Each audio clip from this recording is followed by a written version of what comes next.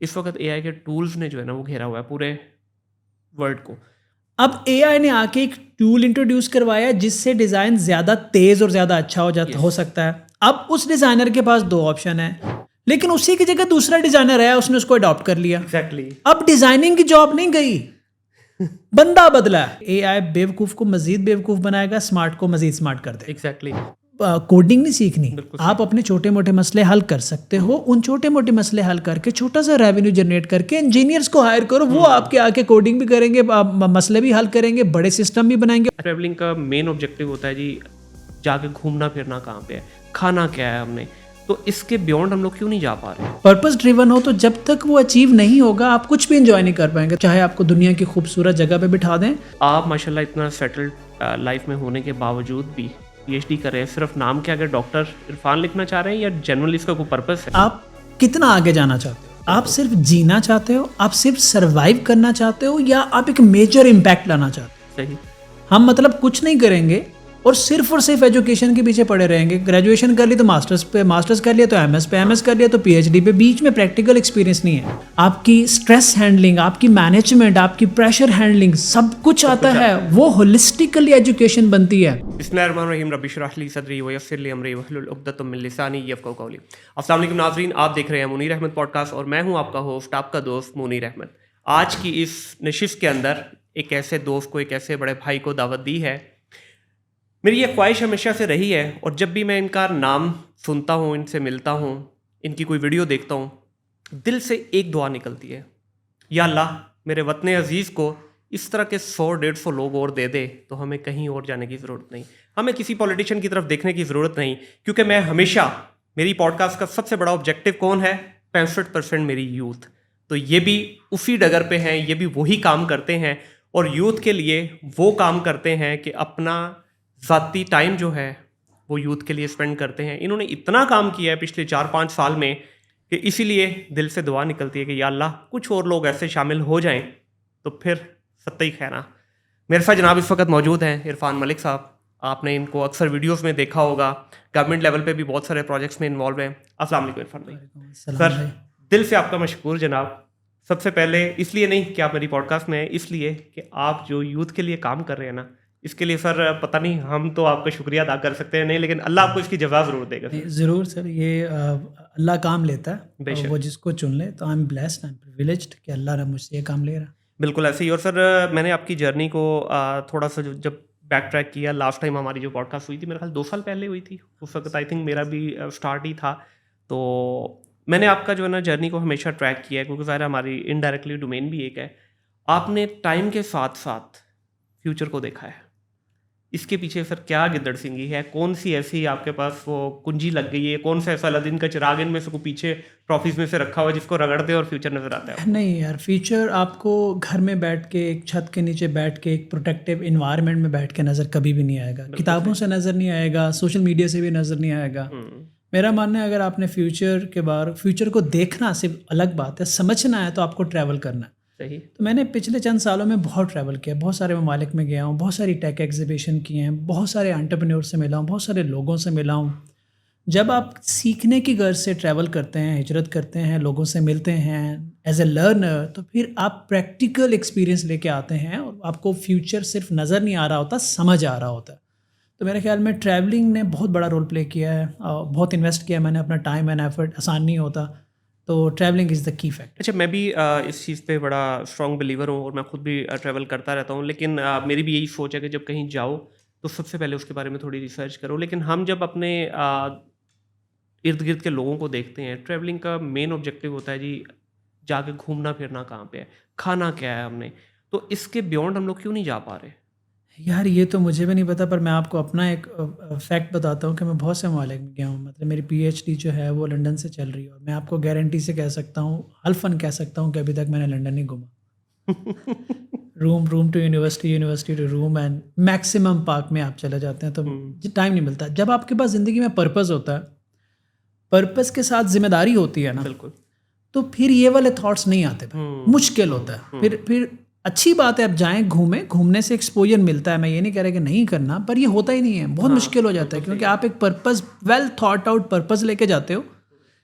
अगर आप purpose driven हो तो जब तक वो अचीव नहीं होगा आप कुछ भी इंजॉय नहीं कर पाएंगे। ताकि आप चाहे आपको दुनिया की खूबसूरत जगह पे बिठा दें, दुनिया का बेहतरीन खाना आपके सामने रख दें, आपका मकसद नहीं पूरा हुआ ना, तो आपको अंदर से वो डोपामिन आपका नहीं आता। सो अगर आप पर्पस ड्रिवन नहीं है तो फिर आपने टाइम पास करना है, और अगर आपके पास टाइम है पास करने को तो फिर लोग करते हैं, घूमते एक बड़ा फिरते हैं। वियर्ड सा सवाल पूछने लगा हूँ यहाँ पे। इस वक्त तो जितनी हमारी सो कॉल्ड जिनकी आवाज़ सुनी जाती है थोड़ी सी मीडिया में, वो तो कहते हैं सर छोड़ें, डिग्रियों के पीछे पढ़ना ही नहीं चाहिए, आप सिर्फ स्किल कर लें, शॉर्ट कोर्सेज कर लें and you are good to go in life.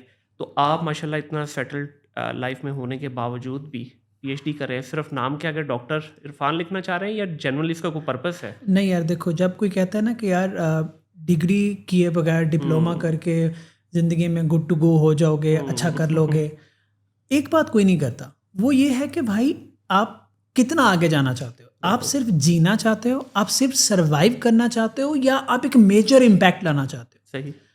अब अगर आपने डिग्री नहीं की, आपने सेल्फ लर्निंग की है, कोर्सेज लिए हैं, प्रैक्टिस की है, आपकी डेवलपमेंट अच्छी है, आप कर जाओगे ज़िंदगी में कुछ ना कुछ डिसेंट कर जाओगे।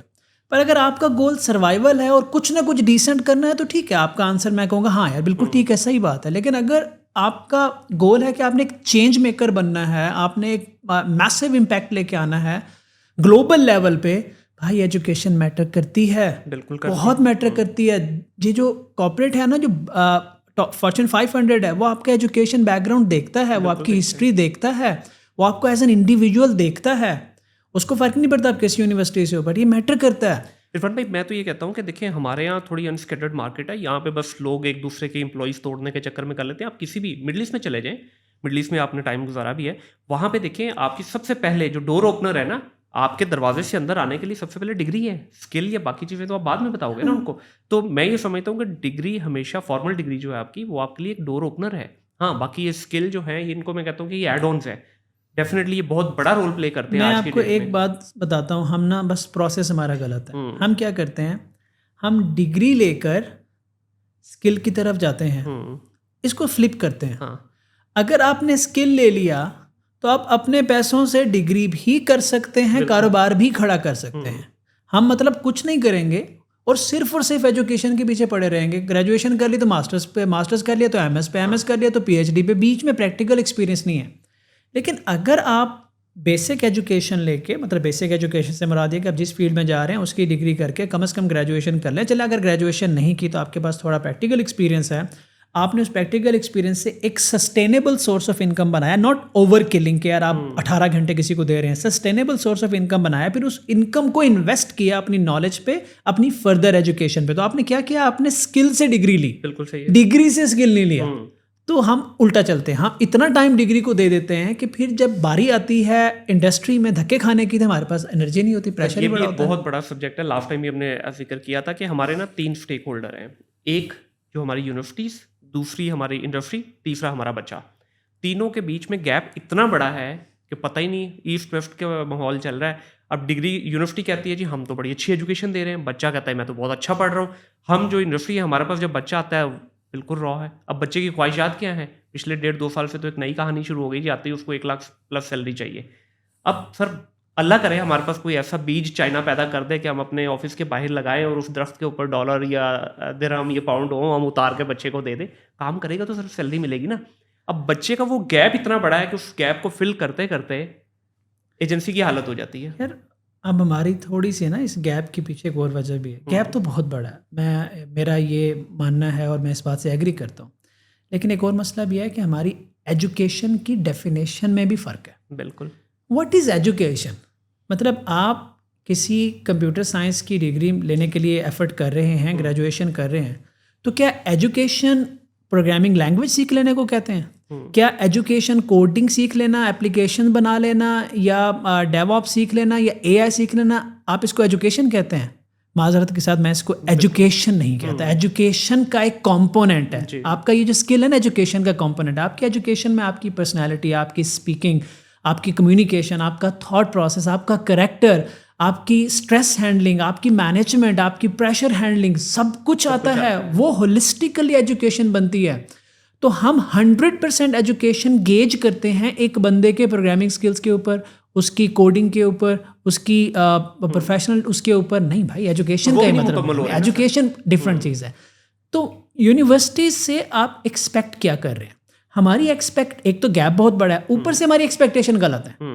ठीक है, अगर आप यूनिवर्सिटी में हो, आप यूनिवर्सिटी से आप बड़े डिसिप्लिन के साथ यूनिवर्सिटी जा रहे हो, एफर्ट कर रहे हो, रिसर्च कर रहे हो, करिकुलम से बाहर जाके आप अपना प्रैक्टिस कर रहे हो, और कोर्सेज ले रहे हो, कुछ चीज़ों पे इम्प्लीमेंट कर रहे हो, थोड़ा सा एक्सपीरियंस गेन कर रहे हो, लेफ्ट राइट, सिर्फ और सिर्फ करिकुलम पे रिलाय नहीं कर रहे, तो आपके पास डिसिप्लिन होगा, आपके पास कम्युनिकेशन होगी। घर बैठ के किसी बंदे की कम्युनिकेशन इंप्रूव नहीं होती। यूनिवर्सिटी कॉलेज आप जाते रहते हैं तो आपके connection, networking, communication, personality improve होती है, प्रोवाइडेड कि आप सही कंपनी में हैं। अगर आपने जाके यूनिवर्सिटी में लोफर दोस्त बना लिए हैं, आपने नालायक दोस्त बना लिए हैं, तो आप उन जैसे हो जाएंगे। उसी यूनिवर्सिटी से तो टॉपर निकलते हैं, उसी यूनिवर्सिटी से इंजीनियर निकलते हैं, उसी यूनिवर्सिटी से एंटरप्रेन्योर निकलते हैं। आप अगर उनको ढूंढ के उनकी कंपनी में चले गए हैं तो आप डिफरेंट होकर निकलेंगे। आप यूनिवर्सिटी लाइफ पे गलत फैसले करते हैं, कॉलेज लाइफ पे गलत फैसले करते हैं। एक तो गैप है, एक यूनिवर्सिटी अपना काम पूरा नहीं कर रही, एक हमारे फैसले और फिर हमारी एक्सपेक्टेशन अलग है। ये कड़वी बात है, लेकिन सिर्फ और सिर्फ एक तरफ मुद्दा नहीं डालता। सारे इंग्रेडिएंट आपने बताए हैं ना, इनसे जो डिश तैयार होती है ना, वो वेरी अनफॉर्चुनेट टू से हमारा हमसाया ममालिक जो है वहाँ पे सब में हो रहे हैं। चाइना में आप देख लीजिए, आप इंडिया में देख लीजिए, इनमें क्या हो रहा है। ये सारे इंग्रेडिएंट जब एक डिश में बना के उसको प्रॉपर डिश के तौर पे प्रेजेंट किया जाता है ना, एक खूबसूरत एंटरप्रेन्योर निकलता है उसमें से। हमारे यहाँ आप देख लीजिए, उंगलियों पे गिन ले कितने पाकिस्तान में एंटरप्रेन्योरशिप है ही नहीं। वो थॉट ही नहीं कहीं पे जो है ना जन्म ले रही, जिसने आगे जाके आपको, हम क्या है नौकर बना रहे हैं, और नौकर भी माजरत के साथ वो वाले बना रहे हैं कि जो ना नौकर है ना नौकरी है उनकी। डिजिटल लेबर, मोस्टली हम डिजिटल, मैं ऐसे कहता हूँ कि हम डिजिटल लेबर की तरफ जा रहे हैं। पहले लेबर थी, अब डिजिटल लेबर है। दोनों तरफ है सर, दोनों तरफ है। हमारा माइंडसेट, हमारे जो उस्तादज़ा हैं, अब ये बात बड़ी कंट्रोवर्शियल हो जाती है। देखें, उस्ताद कौन बदल सकता है, लेकिन उस्ताद जब बच्चे की पर्सनैलिटी, करैक्टर, माइंडसेट पे काम करने से ज़्यादा सिर्फ और सिर्फ उस करिकुलम में दिए गए एक स्किल सेट को इस तरह से पढ़ाएगा कि वो करिकुलम में एंड में सेमेस्टर क्लियर कर ले, उसने अपने ओहदे के साथ, उसने अपनी पोजीशन के साथ इनजस्टिस किया, उसने नाइंसाफ़ी की है। बच्चा मेंटली कमज़ोर निकल रहा है, बच्चे को सोचना नहीं आ रहा, डिसीजन मेकिंग नहीं है उसके अंदर, प्रेशर हैंडलिंग नहीं है। मैं कहता हूं कि आप दुनिया के बेहतरीन प्रोग्रामर बन जाएं, दुनिया के बेहतरीन एआई एनालिस्ट बन जाएं, डेटा साइंटिस्ट बन जाएं, अगर आपके अंदर प्रेशर हैंडलिंग नहीं है, आपके अंदर डिसीजन मेकिंग नहीं है, आपके अंदर टाइम मैनेजमेंट नहीं है, आप नहीं कर सकते कुछ। आप करके देखें। आपको एक बंदा चाहिए होगा जो आपको इस्तेमाल करके अपनी दुकान चमका रहा हो। आपको नहीं लगता इरफान भाई कि आपका टीचर जो है आज का, हम बड़ी रिस्पेक्ट करते हैं अपने उस्ताद की, लेकिन आपको नहीं लगता कि थोड़ी सी आउटडेटेड हो गया माजरत के साथ? आज की हमारी यूनिवर्सिटी लेवल पे, ग्रेजुएशन या मास्टर्स लेवल पे टीचर होना चाहिए इरफान मलिक साहब को, या टीचर उस शख्स को होना चाहिए जिसने ज़िंदगी में 4 साल कोई इंडस्ट्री में काम किया है सर। अगर देखें, हम उस टीचर को ही सिर्फ सलाम ठोकते रहेंगे जिसने 20 साल टीचिंग में गुजार दिए, लेकिन आज तक कभी किसी इंस्टीट्यूशन में 20 घंटे भी काम नहीं किया, तो ये गैप सर इस वजह से भी तो आया ना हमारा। देखें, एक तो मैं आपको बताऊं कि जो उस्ताद होता है ना, उस्ताद किसी एक स्किल पे उस्ताद नहीं बनता। याद रखें, उस्ताद का पहले एक मिजाज होता है, एक यहाँ दिल उस्ताद वाला होता है, एक दिमाग उस्ताद वाला होता है। ये शायद मैं समझाना, मैं यहाँ हूँ, मैं अपने उस्ताद की वजह से हूँ, ठीक है। और मेरा जो उस्ताद है ना, वो कंप्यूटर साइंटिस्ट नहीं था, उसको कंप्यूटर नहीं आता था, वो मैथ का टीचर था, उसने मुझे मैथ पढ़ाई थी। अब मैथ का बच्चा यहाँ कैसे क्या कर रहा है, लेकिन सिर्फ उसने मुझे मैथ नहीं पढ़ाई थी, जैसे वो मैथ पढ़ाई थी, उस मैथ के साथ साथ जो ग्रूमिंग उसने की थी, जो माइंडसेट उसने इंस्टॉल किया था, वो है। सो मैं ये इसलिए बोलना चाह रहा हूँ कि अगर एक टीचर से आप अपडेटेड कटिंग एज स्किल ले भी लेना फॉर अ वाइल, बाकी उसके अंदर उस्ताद होने का हक अदा वो कर दे, तो यकीन करें बच्चा अगर ज़ीरो भी निकलेगा ना, तो उसके अंदर एबिलिटी इतनी स्ट्रॉन्ग होगी कि वो चंद महीने के अंदर सब ग्रैब कर जाएगा, वो अडॉप्ट भी कर लेगा, वो अपने आप को एडजस्ट भी कर लेगा, वो क्विक लर्नर भी होगा, उसका इखलाक भी अच्छा होगा, उसका करैक्टर भी अच्छा होगा, उसकी कम्युनिकेशन अच्छी होगी। तो उस्ताद ने तो बेस बना दी, उस्ताद बनाता है बेस। अब उस्ताद ना बदलता है, school level, college level, university level, अब रोल बदलता है। अब ये जो है ना skill, core updated cutting edge skill, ये एक इम्पॉर्टेंट बट एक लिमिटेड कंपोनेंट है। और मैं इस पे हमेशा कहता हूँ कि उस्ताद को हक ही नहीं बनता ये किसी को ये पढ़ाने का या इवन कंटेंट बनाने का जब तक कि उसके पास प्रैक्टिकल एक्सपीरियंस नहीं है। बिल्कुल ऐसे। अच्छा सर, एक हमने पिछले कुछ अरसे में देखा है, ख़ास तौर पे माजरत, अब ये जेन ज़ी को बुरा भी लगेगा, जेन ज़ी के अंदर हम देख रहे हैं थोड़ी सी स्ट्रबन अप्रोच है, अडॉप्टेबिलिटी वाली अप्रोच नहीं है, बड़ा शॉर्ट टर्म लिविंग इनकी चल रही है, बस आज का देख लिया, कल का क्या होना है कुछ नहीं पता, सोच भी वही है। इवन कंटेंट की भी बात करें तो ये जेन ज़ी ने ही हमें मजबूर किया ना रीलें डालने के ऊपर, कंटेंट क्रिएटर को, ये देखते ही नहीं लंबी वीडियो। इनका सर बनेगा क्या आगे जाके? यार देखो, फेयर बात करते हैं, जेन ज़ी ने हमें रीलें डालने पे लगाया या हमने जेन ज़ी को रीलें देखने पे लगाया?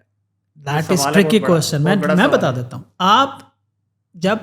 आप जब सोशल मीडिया देखते थे अपनी एज में, रील्स नहीं थी, लेकिन सोशल मीडिया इन्फ्लुएंसर थे, जी। तो आपने जाके किसी को कहा रीलें डालो? नहीं डालो ना। किसी ने डाली तो आपने देखी।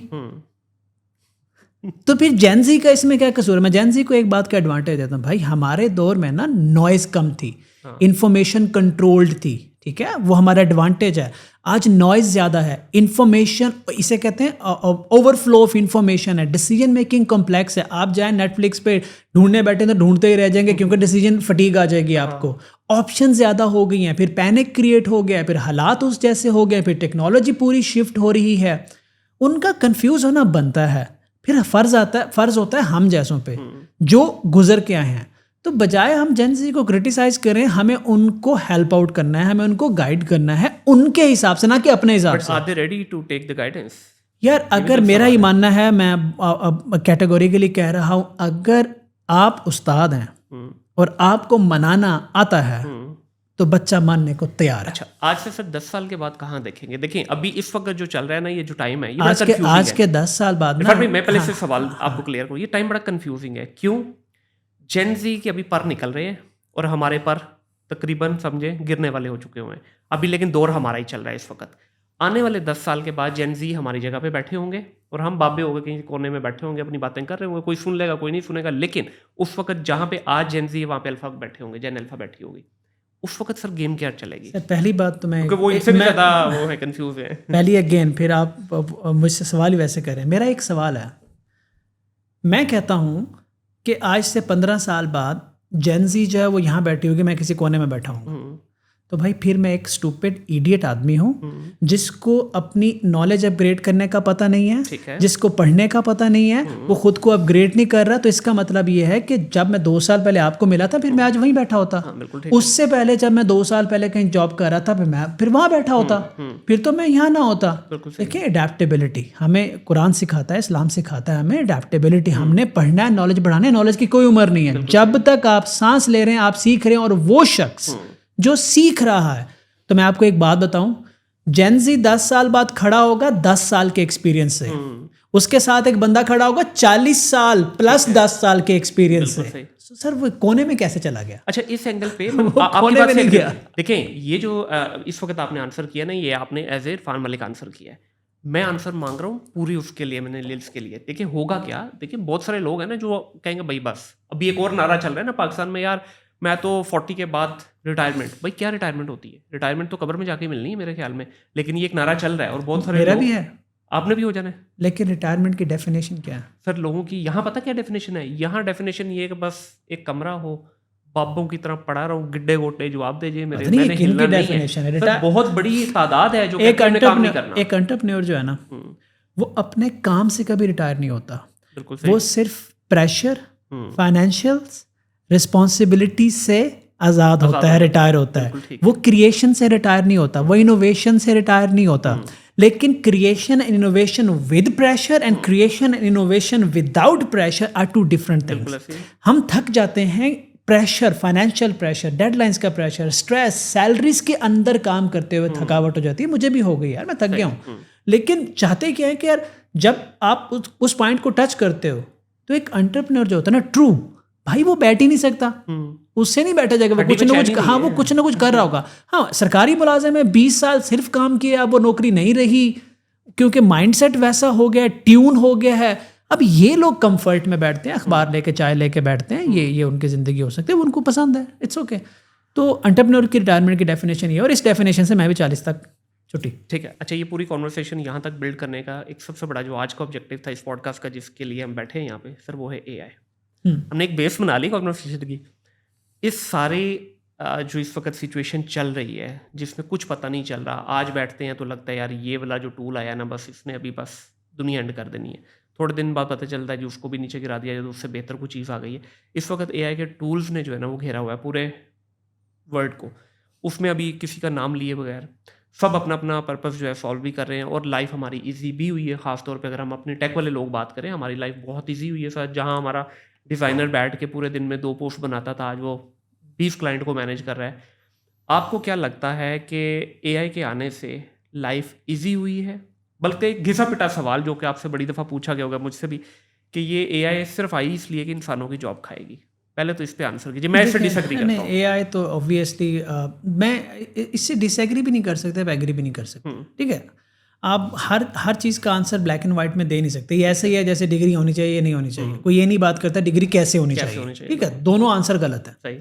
इसी तरह से एआई नौकरियां खा रही है या नहीं खा रही है, दोनों आंसर गलत है। मैं बार बार कहता हूँ कि एआई जॉब्स को रिप्लेस कर रही है। ठीक है, अब अगर बहुत सारी नौकरियां ऐसी जा रही हैं जिनकी नहीं जानी चाहिए। फॉर एग्जाम्पल, एक डिज़ाइनर है, वो डिज़ाइन कर रहा है, अब एआई ने आके एक टूल इंट्रोड्यूस करवाया जिससे डिज़ाइन ज़्यादा तेज़ और ज़्यादा अच्छा हो सकता है। अब उस डिज़ाइनर के पास 2 ऑप्शन है, वो ये कहे कि मैं आज भी इससे बेहतर डिज़ाइन करता हूँ, मैंने इसको एक्सप्लोर ही नहीं करना, रिसर्च ही नहीं करना, यूज़ ही नहीं करना।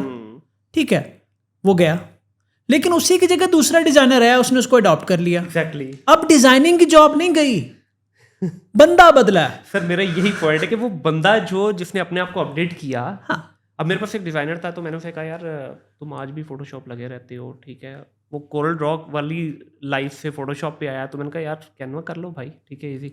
नहीं सर, इस पर बड़ा बेहतरीन डिज़ाइन होता है। हफ्ता देखा, 2 हफ्ते देखे, पूरा दिन एक ही उस पर बैठा रहा टास्क पे। सर बच्चा उसका ही नीचे जो ट्रेंड किया हुआ बच्चा, उसने खुद आया सर, उसने उसको रिप्लेस कर लेकिन एक बात ज़रूरी है कि कुछ जॉब्स गई हैं, लेकिन कुछ जॉब्स रिप्लेस ज़रूर हुई हैं जिनकी ज़रूरत नहीं रही। लेकिन अगर वो लोग भी अडॉप्ट करें, सीखें, तो फिर कुछ लोग जॉब्स आई भी तो है ना। सो देखें 3-4 कैटेगरीज हैं। एक, जॉब्स वही हैं, बंदे रिप्लेस हुए हैं। एक, जॉब इधर से ख़त्म हुई है, इधर से एक नई जॉब क्रिएट हुई है। सो शफलिंग हुई है, ट्रेंड चेंज हुए हैं, डायनामिक्स चेंज हुए हैं। इसलिए मैं कहता हूँ दोनों बातें एक एट ए सेम टाइम सही नहीं हो सकती कि जॉब खा रही है या नहीं खा रही। अच्छा, अभी जो एआई के आने की वजह से हमारी लाइफ में जो थोड़ा सा ईज हुआ है, इसकी परफेक्शन को कैसे देखते हैं? आने वाले टाइम में फर्दर इंप्रूव होगी? 1 साल पीछे की एआई के टूल्स को देखें और आज देखें, बहुत ज़्यादा फ़र्क है। भाईजान, आप इस पॉडकास्ट को स्टार्ट करते वक्त जो सिचुएशन थी एआई टूल की और ख़त्म करते वक्त होगी, उसमें भी फ़र्क होगा। हो सकता है कि इतनी देर में कर्सर और क्लाउड की अपडेट्स आ चुकी हुई हैं। ठीक है, तो इतनी तेज़ी से टेक्नोलॉजी बढ़ रही है, आसानी तो पैदा हो रही है। मसला ये है कि आसानी with strategical thinking and purpose आपको ग्रोथ देती है, आसानी विद हरामी और कंफर्ट लेवल पे आपको और गिरा देती है। तो मैं एआई के बारे में एक बात करता होता हूँ, और मैंने कहीं ये पढ़ी भी थी कि एआई बेवकूफ़ को मजीद बेवकूफ़ बनाएगा, स्मार्ट को मजीद स्मार्ट कर देगा। एग्जैक्टली। और इसकी मिसाल देख लें, पूरा पाकिस्तान इस वक्त चैटजीपीटी से क्या करवा रहा है। ठीक है, कोई ऐसे ऐसे सवाल पूछे जाते हैं कि बता भी नहीं सकते वो। ठीक है, अभी मैं जो आपको दिखा रहा था वो भी तो एआई है, सिर्फ उसका इस्तेमाल क्या किया, इस्तेमाल किया। और ऑन द अदर हैंड देखें, यूएस के अंदर इस वक्त सर $1.5 लाख पर एनम की प्रॉम्प्ट इंजीनियर की जॉब्स है। बिल्कुल है, वो क्यों नहीं पूछता ये उल्टे सीधे सवाल ऐसे। और प्रॉम्प्ट इंजीनियर सिर्फ प्रॉम्प्ट इंजीनियरिंग नहीं है, प्रॉम्प्ट इंजीनियरिंग के पीछे एक्सपीरियंस है ना। आप उस डोमेन को समझते हो तभी तो प्रॉम्प्ट दे पाओगे। अब देखें, आई गॉट शॉक जो आपने मुझे अभी टूल दिखाया है ऑफ कैमरा के, पूरे आपकी 20-25 जो प्लेटफॉर्म, 20-25 अकाउंट जो हैं, 5-6 प्लेटफॉर्म जो हैं, सिंगल हैंडेडली मैनेज हो रहे हैं विदाउट ह्यूमन इंटरेक्शन। और बकौल आपके कि उसमें आपका जो रिजल्ट्स हैं वो भी far better than the previous team जो आपकी फिजिकल थी। तो ये क्या है, आपकी लाइफ इजी हो रही है। उसी एक ऐसे इस्तेमाल है। देखिए, मैंने प्रॉब्लम आइडेंटिफाई किया कि यार अच्छा, मेरे पास टाइम नहीं है सोशल मीडिया पे पोस्टिंग करने का, मैं बहुत बड़ी टीम रखने के हक में नहीं हूँ, तो क्यों ना यूज़ किया जाए इसको।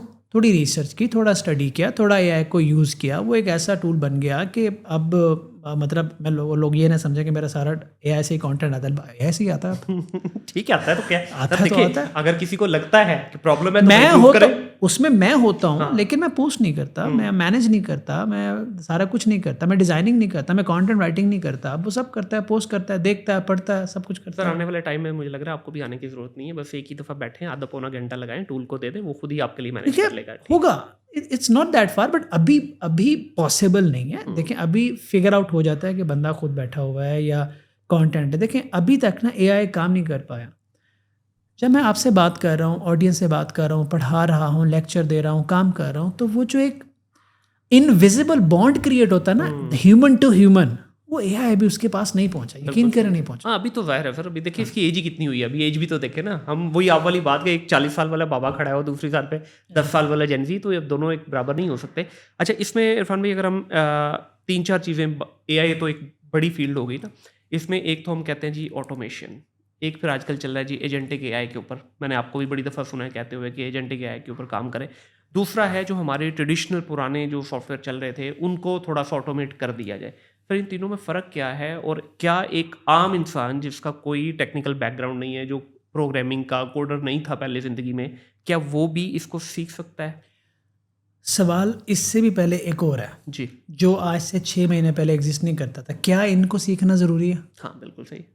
देखिए मेरी बात सुनिए, पहला आपके पास एआई क्लासिक था, फिर एआई आया, फिर कन्वर्सेशन, फिर एजेंटिक, अब इट्स अ लॉन्ग लिस्ट, थोड़ा थोड़ा फ़र्क डालते जाएं और आप करते जाएं।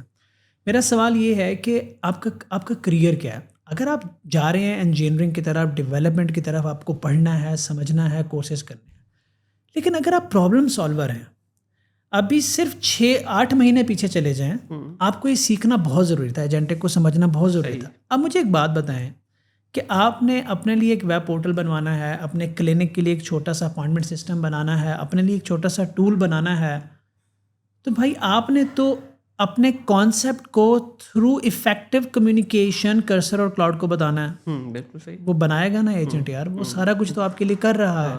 मैं अब सिर्फ इसकी एक एग्जांपल ऐसे देता हूँ कि आप यहाँ गाड़ी पे आए हैं, ठीक है, तो क्या आपने कभी उसका इंजन खोल के देखा है? पहले तो आप मैकेनिक के पास जाना, इंजन खोल के समझना सीखें गाड़ी में होता क्या क्या, उसकी वायरिंग, इलेक्ट्रिक, सबको समझें। फिर सही भाई आपके पास एक फैसिलिटी अब आ गई और आपको पता है कि ये रहेगी, ये रिवर्स नहीं होनी, ये इससे ऊपर जाएगी, पीछे नहीं जाएगी। तो अब आपने अच्छा ड्राइवर बनना है, अच्छा मैकेनिक नहीं बनना आपने। मैकेनिक की एक अलग करियर है, जैसे मैं कह रहा हूँ अगर आपने इंजीनियर बनना है तो फिर आपने अच्छा इंजीनियर बनना है, मैकेनिक बनना है तो फिर अच्छा मैकेनिक बनना है, ड्राइवर बनना है तो फिर अच्छा ड्राइवर बनना है। गाड़ी की बेसिक्स पता होनी चाहिए, इंजन नहीं खोलने हैं आपने। तो इसी तरह से अगर आप एंटरप्रेन्योर हैं, आप नॉन टेक्निकल हैं, तो आपको आके कोडिंग नहीं सीखनी, आप अपने छोटे मोटे मसले हल कर सकते हो। उन छोटे मोटे मसले हल करके छोटा सा रेवेन्यू जनरेट करके इंजीनियर्स को हायर करो, वो आपके आके कोडिंग भी करेंगे, मसले भी हल करेंगे, बड़े सिस्टम भी बनाएंगे, उनको जॉब मिलेगी, ठीक है, आपको रेवेन्यू मिलेगा। लेकिन जब आप अपनी फील्ड छोड़ देंगे और सीखने में आ जाएंगे तो मुश्किल हो जाएगी। ऑन द अदर हैंड जो इंजीनियर्स हैं, जो डेवलपर हैं, उनके लिए सीखना ज़रूरी है, एजेंटिक को समझना। सिर्फ एजेंटिक को समझना ज़रूरी नहीं है, मैंने कल भी इस टॉपिक पे बात की थी, बेसिक्स ऑफ प्रोग्रामिंग को समझना ज़रूरी है। सही। ऊप क्या होता है, एल्गोरिदम्स क्या होते हैं, बेसिक सिंटेक्स क्या होते हैं प्रोग्रामिंग लैंग्वेज का, डिप्लॉयमेंट का, सर्वर्स का, एपीआईज का, फ्रंट एंड का, बैक एंड का, थोड़ा आपको अंडरस्टैंड होना कि पीछे हो क्या रहा है, ये आपको पता होना चाहिए। फिर थोड़ी प्रैक्टिस होनी चाहिए। देखिए जब तक आप प्रैक्टिस नहीं करेंगे तो वो जो नॉलेज है ना आपकी परमानेंट मेमोरी में ट्रांसफर नहीं होने वाली। अच्छा, जब आप प्रैक्टिस कर लेते हैं तो देयर आर चांसेस कि अब आपको शायद दोबारा हाथ गंदे ना करने पड़े, लेकिन ये जरूर पता होता अगर कर्सर कर रहा है तो पीछे कर क्या रहा है, ठीक है, स्ट्रक्चर, सही स्ट्रक्चर क्या होता है, गलत स्ट्रक्चर क्या होता है। तो 2 करियर चॉइसेस हैं, एक में आपने इन सबको सीखना है और एक में आपने इन सब का इस्तेमाल करना।